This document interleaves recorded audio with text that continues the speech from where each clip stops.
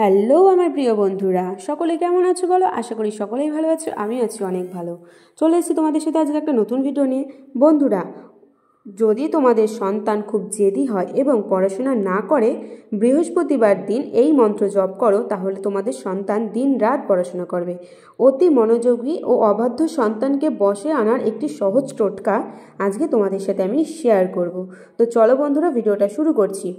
বন্ধুরা, আমার এই ভিডিওটা আজকে খুবই গুরুত্বপূর্ণ হতে চলেছে সেই পিতামাতাদের জন্য যারা বলেন যে আমাদের সন্তান পড়াশোনা করে না, কথা শোনে না, ছোটোখাটো বিষয়ে খুব রেগে যায়, বাচ্চাদের মধ্যে জেদ প্রচুর, বাচ্চাদের মধ্যে বিরক্তি বাড়ছে। আপনি আপনার বাচ্চার যাই বলুন না কেন, কেন বাচ্চারা এমন ভুলভাবে প্রতিক্রিয়া জানায়? আপনি শুধুমাত্র একদিনের মধ্যেই আপনার সন্তানের এই স্বভাব পরিবর্তন করতে পারেন। ছেলেমেয়েদের আপনাদের কথা শোনে না ছেলেমেয়েরা। আমরা যদি তাদের কোনো ভালো কথা বলি, তারা ভুলভাবে প্রতিক্রিয়া জানায়, তাদের মধ্যে রাগ বাড়ছে, প্রচুর জেদ বাড়ছে, কোনো কথা শুনতে চায় না তারা, পড়াশোনা করতেও চায় না তারা। প্রিয় বন্ধুরা, আপনি যদি এমন সমস্যার সম্মুখীন হন, তাহলে যে কোনো বৃহস্পতিবার দিন একটি ছোট্ট কাজ করুন। এই দিনের মধ্যে, একদিনের মধ্যে আপনাদের সন্তানের মধ্যে প্রচুর পরিবর্তন ঘটতে শুরু করবে। মাত্র একদিনের মধ্যে আপনার সন্তানের মধ্যে ইতিবাচকতা ছড়িয়ে পড়বে।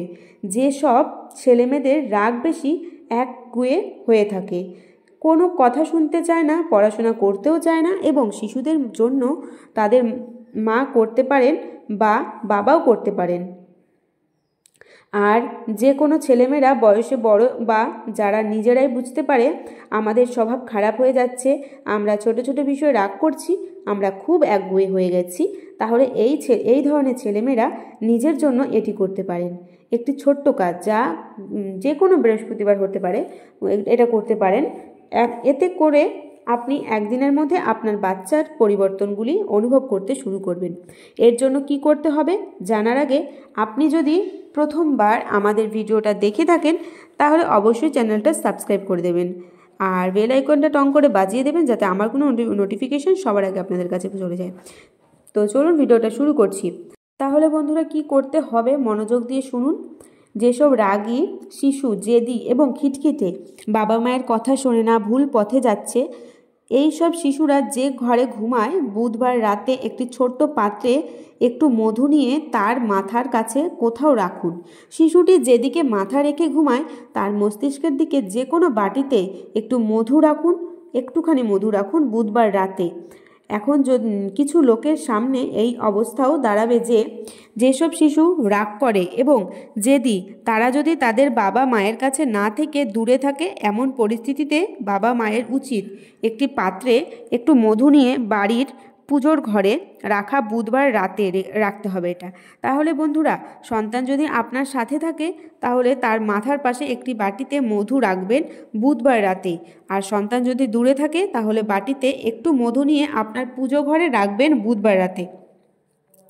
এরপর বৃহস্পতিবার সকালে ঘুম থেকে উঠে স্নান করার পর একটি গ্লাসে বা বাটিতে 250 মতো দুধ নিন, কাঁচা দুধ। যদি দুধ পাওয়া যায় তাহলে খুব ভালো, আর যারা দুধ সংগ্রহ করতে পারবেন না, তারা বিশুদ্ধ জল গ্লাসে বা ঘটিতে ভরে নিন এবং 2-3 ফোঁটা কাঁচা দুধ এতে মিশিয়ে নিন। এরপর রাতে আপনি আপনার সন্তানের মাথার পাশে যে মধু রেখেছিলেন, সেই মধু এই দুধে বা জলে মিশিয়ে নিন। আর যে শিশুরা তাদের পিতামাতার সাথে থাকে না, এমন পরিস্থিতিতে আপনি যে মধু রেখেছিলেন, সেই মধু এই জলে বা দুধে মিশিয়ে নিন। এরপর এই মধু মিশ্রিত জল বা দুধ নিয়ে আপনাকে যেতে হবে আপনার কাছাকাছি কোনো শিব মন্দিরে। শিব মন্দিরে গিয়ে পূর্ব বা উত্তর দিকে মুখ করে বসুন। সেখানে গিয়ে আপনার ভোলেনাথকে বলুন যে আপনার সন্তান রাগী এবং একগুঁয়ে হয়ে উঠেছে, তার স্বাভাবিক অবস্থা বিঘ্নিত হয়েছে এবং তারা আপনার কথা শুনছে না। ভগবান ভোলেনাথ তার জীবন থেকে সমস্ত নেতিবাচকতা দূর করবে এবং সন্তান বাধ্য হয়ে উঠুক। এমনভাবে সত্যিকারের অনুভূতি এবং ভক্তি সহকারে প্রার্থনা করে আপনি যে দুধ বা বিশুদ্ধ জলের পাত্রে মধু মিশিয়ে মিশ্রণটি প্রস্তুত করেছেন, সেই মিশ্রণ দিয়ে ভগবান শিবকে অভিষেক করুন। অভিষেক করার পর শুদ্ধ জল দিয়ে ভগবান শিবকে স্নান করান।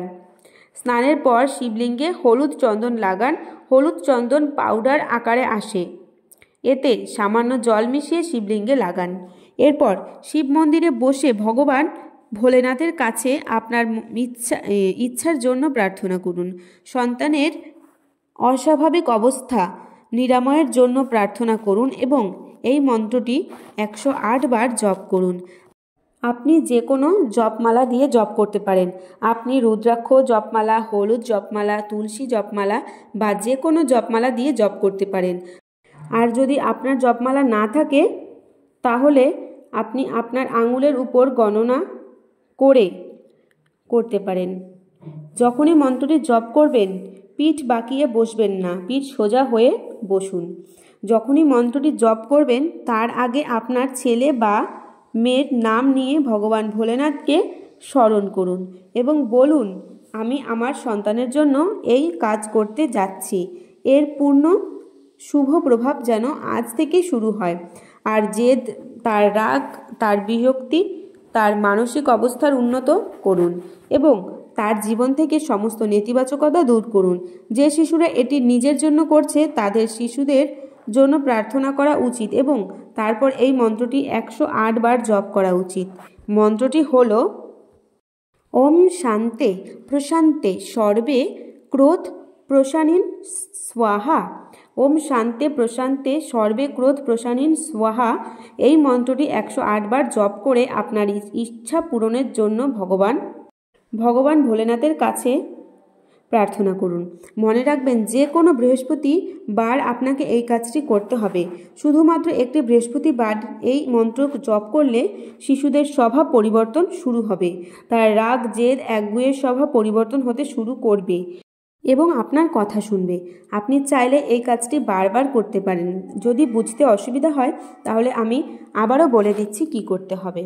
প্রথমে বুধবার রাতে আপনার সন্তান যে ঘরে ঘুমায় তার মাথার পাশে একটি বাটিতে হলুদ মধু রেখে দিন। আর সন্তান দূরে থাকলে ঘরের মন্দিরে এই মধু রেখে দিন। এরপর বৃহস্পতিবার সকালে ঘুম থেকে ওঠার পর স্নান করে একটি বাটি বা গ্লাসে খানিকটা কাঁচা দুধ নিন। দুধ না থাকলে বিশুদ্ধ জল নিয়ে তাতে 2-3 ফোঁটা কাঁচা দুধ মিশিয়ে নিন। এরপর এই দুধ বা জলে সন্তানের মাথার পাশে রাখা মধু মিশিয়ে কাছাকাছি শিব মন্দিরে গিয়ে উত্তর বা পূর্ব দিকে মুখ করে বসে সন্তানের কথা ভগবান শিবকে বলুন। তারপর এই মধু মিশ্রিত জল বা দুধ শিবলিঙ্গে নিবেদন করুন। তারপর শুদ্ধ জল দিয়ে শিবলিঙ্গ স্নান করানোর পর তারপর শিবলিঙ্গে হলুদ চন্দন লাগান। এরপর সন্তানের নাম নিয়ে তার মঙ্গল কামনা করে ভগবান শিবের কাছে প্রার্থনা করে এই মন্ত্রটি 108 বার বলুন। মন্ত্রটি হলো ওম শান্তে প্রশান্তে সর্বে ক্রোধ প্রশানীন স্বাহা। তো বন্ধুরা, আমরা আশা করি আমাদের এই ভিডিওটা তোমরা বুঝতে পেরেছো, তোমাদের ভালো লাগবে। ভগবান ভোলেনাথকে এই মন্ত্র জপ করো, তোমাদের অবশ্যই উপকার হবে। আর ভিডিওটা ভালো লাগলে লাইক, কমেন্ট, শেয়ার আর চ্যানেলটা অবশ্যই সাবস্ক্রাইব করে দেবে। আর ভালো লাগলে একটা কমেন্ট অবশ্যই করে দেবে। তো আজকের ভিডিওটা এখানে শেষ করছি। ভিডিওটা ভালো লাগলে তো বলেই দিলাম, আর কি বলবো নতুন করে। তো আজকের মতো সবাইকে টাটা, সবাই ভালো থেকো, সুস্থ থেকো। দেখা হচ্ছে আগামীকাল নতুন কোনো ভিডিওতে।